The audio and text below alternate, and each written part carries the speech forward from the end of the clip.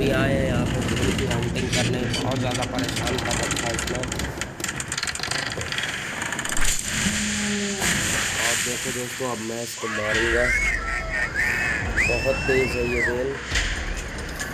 और ये मेरा हार्पून एक्टिव हो चुका है और ये पहला गया और ये दूसरा गया और ये मिस हो रहा है, पता नहीं क्यों दोस्तों।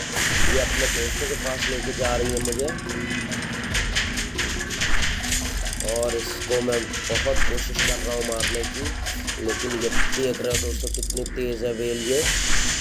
और मैं मारने की कोशिश तो कर रहा हूँ इसको, इसकी वीकनेस भी पता चल गई है और बस इसको मार रहा हूँ, कोशिश कर रहा हूँ। ये मुझे जल्दी जल्दी घसीटती हुई ले जा रही है। अगर मैं इसके दोस्तों के बीच में फंस गया तो इसको मैं मार नहीं पाऊँगा, लेकिन अब ये देखो दोस्तों, ये मुझे बिल्कुल मारने की कोशिश कगार पे ला देती हुई है और एक हार्पून बच बचेगा और ये ख़त्म कर दिया मैंने दोस्तों दिए और बहुत ज़्यादा दिक्कत कर रही थी ये।